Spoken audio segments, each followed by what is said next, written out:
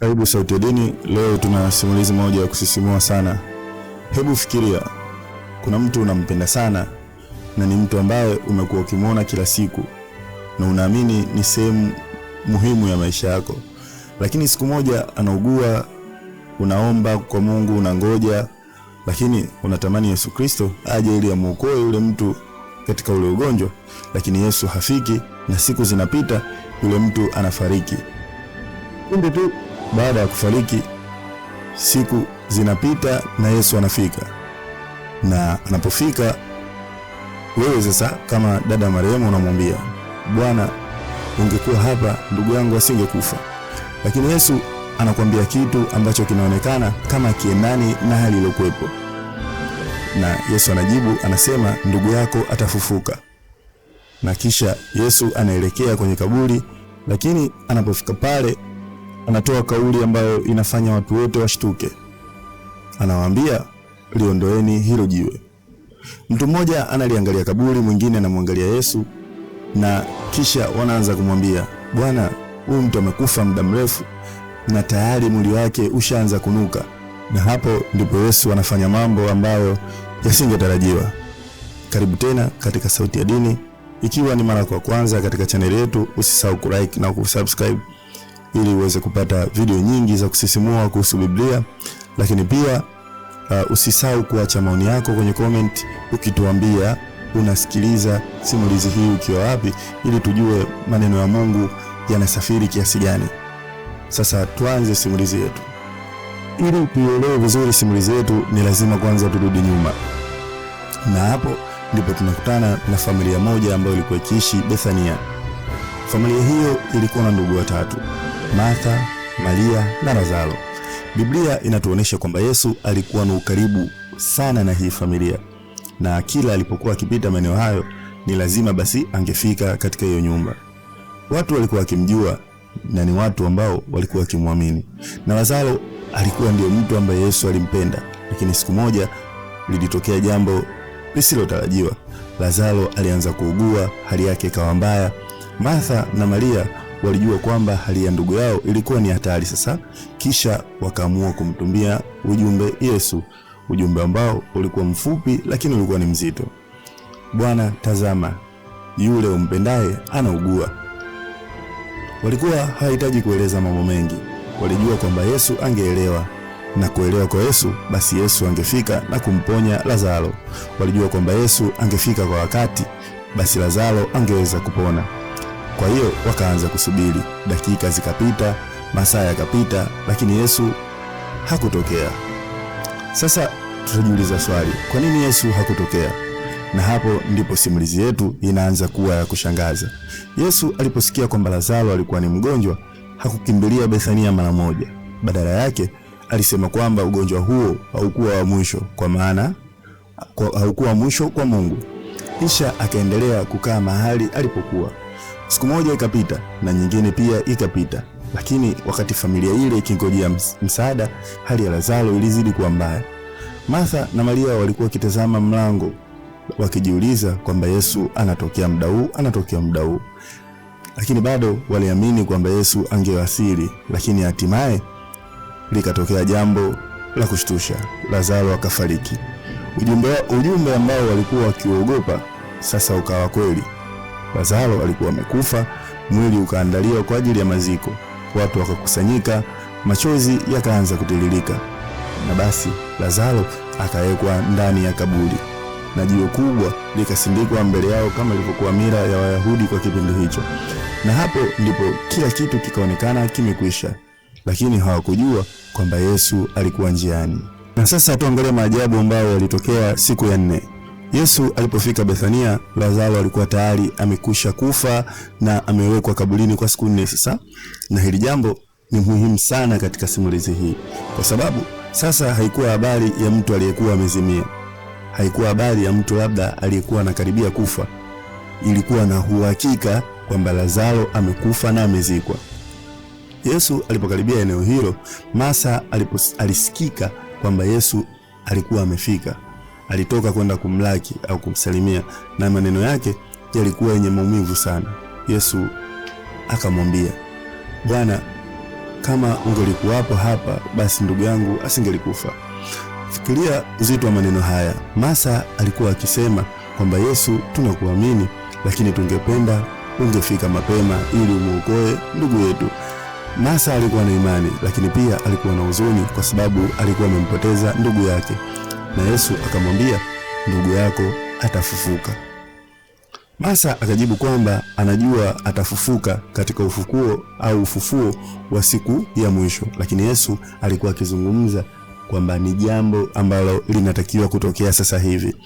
Kisa Yesu akasema maneno ambayo ni miongoni mwa maneno makubwa sana katika Injili, kwamba mimi ndiyo huo ufunuo na uzima.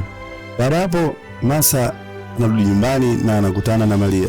Akamwambia Maria kwamba mwalimu yupo hapa na anakuita. Maria aliposikia hivyo akaondoka haraka kwenda kwa Yesu. Watu walikuwa wamekuja kumfariji, nao wakamfuata. Alipomwona Yesu, Maria akaanguka miguuni mwake, naye akasema, Bwana, ungelikuwepo hapa, ndugu yangu asingelikufa. Maneno alikuwa yale yale. Martha aliyasema, Maria aliyasema, lakini familia nzima ilikuwa imevunjika moyo. Na Yesu alipoona wakilia, Yesu mwenyewe akagusa sana moyoni mwake. Kisha akauliza, mmemweka wapi? Wakajibu, Bwana, njoo uone. Na hapo ndipo tukio hili linaenda kuwa la kusisimua. Yesu alipofika karibu na kaburi, Biblia inasema Yesu akalia machozi. Hili ni jambo la kushangaza sana. Yesu alijua kwamba Lazaro angefufuka. Alijua kile ambacho angeenda kufanya, lakini bado alilia. Kwa nini? Kwa sababu aliona huzuni ya wale waliokuwa karibu yake. Aliona maumivu ya wanadamu. Aliona nguvu ya kifo katika ulimwengu wa wanadamu. Na watu waliokuwa pale wakasema, tazama jinsi gani Yesu alivyompenda Lazaro.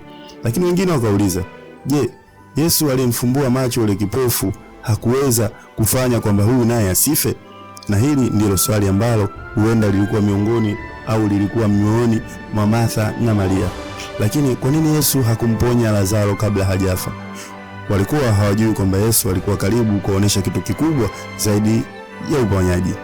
Yesu aliwaambia, liondoeni hilo jiwe. Na Martha akashtuka, akajaribu kumzuia kwa sababu Lazaro alikuwa amekufa siku 4. Na Martha akasema, kwa maana Bwana tayari ananuka. Kwa mtazamo wa kibinadamu alikuwa sahihi. Kaburi lilikuwa mahala pa mauti. Hakukuwa na sababu ya kufungua, na hakukuwa na mtu aliyekuwa akitarajia aliyekufa kutoka humu. Lakini Yesu akasema, msijali. Alisema kitu kingine. Alimkumbusha Martha kuhusu imani. Kisha lile jiwe likaondolewa na kaburi likafunguliwa. Fikiria ukimya wa wakati huo. Jiwe linaondolewa. Watu wote walikuwa wanaangalia ndani ya kaburi. Martha yupo, Maria yupo, na wale watu waliokuja msibani pia nao wapo, na wanafunzi wa Yesu pia walikuwepo. Lakini mbele yao kulikuwa na kaburi la mtu aliyekufa siku 4 zilizopita. Hakuna mtu aliyekuwa anajua Yesu anataka kufanya nini. Lakini Yesu aliinua macho yake juu, kisha akaomba kwa Baba. Si kwa sababu yeye mwenyewe hakuweza kufanya anachokifanya, lakini alikuwa anaomba ili watu waliokuwa wamemzunguka wajue kwamba ametumwa na Mungu. Na kisha anageuka kuelekea kaburini, na kwa sauti yenye mamlaka anaita, Lazaro, njoo huko nje. Kimya. Sekunde zinapita, watu wanatazama kaburi, hakuna kinachoonekana. Lakini ghafla kuna kitu kinatembea ndani ya kiza la kaburi. Watu wanabaki wameganda. Mtu aliyekufa alianza kutoka. Lazaro anatokea akiwa bado amefungwa vitambaa vya maziko, miguu yake, mikono yake, mwili wake. Ni mtu ambaye amezikwa siku 4 zilizopita. Sasa alisimama mbele ya watu wote akiwa hai. Hakuna aliyeamini wala hakuna aliyekuwa tayari kwa tukio kama hilo. Martha alikuwa akimuona ndugu yake, Maria naye alimuona ndugu yake. Watu waliokuwa wamekuja kuomboleza sasa wanaona jambo ambalo hawasingeweza kulisahau maisha yao yote. Yesu hakumwendea Lazaro ndani ya kaburi. Yeye alimuita atoke nje, na Lazaro akatoka. Kisha Yesu akawaambia watu, mfungueni na mmuache aende. Sasa tujiulize swali, muujiza huu ulikuwa na maana gani? Maana inaonekana kuna kitu kikubwa zaidi, na wanazuoni wanasema hii ilikuwa ni ishara. ishara ya kwamba Yesu alikuwa akionyesha watu kwamba mamlaka yake hayakuishia kwenye magonjwa tu, hayakuishia kutoa watu mapepo, haikuishia kwenye kutembea juu ya maji, lakini hata kifo hakikuwa na mamlaka mbele ya Yesu. Badala yake Yesu alimruhusu Lazaro kufika mahali ambapo kila binadamu aliona kwamba jambo lake limekwisha. Na hapa ndipo tunaona uwezo wa Mungu. Sasa nini baada ya miujiza? Baada ya tukio hili watu wengi walimwamini Yesu, lakini si kila mtu alifurahi. Viongozi wa dini waliposikia kilichotokea walihofia kwamba watu wengi wangemfuata Yesu. Na hapo ndipo simulizi hii inapoanza kuelekea katika matukio makubwa zaidi yanayofuata, kwa sababu muujiza wa Lazaro haukuwa mwisho wa hadithi. Kwa namna fulani ulikuwa ni mwanzo wa safari ya kuelekea msalabani. Sasa tupate hitimisho. Labda leo uko katika hali ambayo inafanana na kaburi la Lazaro. Ndoto yako inaonekana imekufa, umeomba, umesubiri, unaona muda umepita, na sasa umeanza kuamini kwamba hakuna kitu kinachoweza kubadilika, lakini unajisomea moyoni kwamba Mungu angekuwepo hapa mapema, labda maisha yangu angekuwa tofauti. Kumbuka, Martha alisema kitu kama hicho, lakini pia Maria alisema kitu kama hicho, lakini Yesu alipofika waligundua kwamba kuchelewa kwa Yesu hakumaanisha kutokuwepo kwake. Na kaburi lilipofunguliwa, kila kitu kikafunguliwa. Kama mtu aliyekufa aliishi tena, basi hata wewe usikate tamaa katika maisha yako, kwa maana Mungu ana mambo mengi anataka kuyafanya mbele yako. Sasa ili kuweza kuendeleza vizuri katika simulizi hii, unaweza kuchukua Biblia yako ili uweze kupata marejeo, ambapo simulizi hii inatoka katika kitabu cha Yohana 11:1 mpaka 44.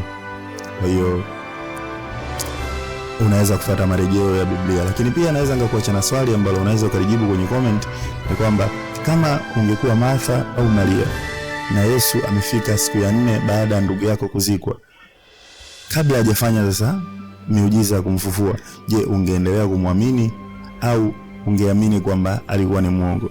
Andika jibu lako kwenye comment ili tuweze kufahamu. Mpaka wakati mwingine, asante.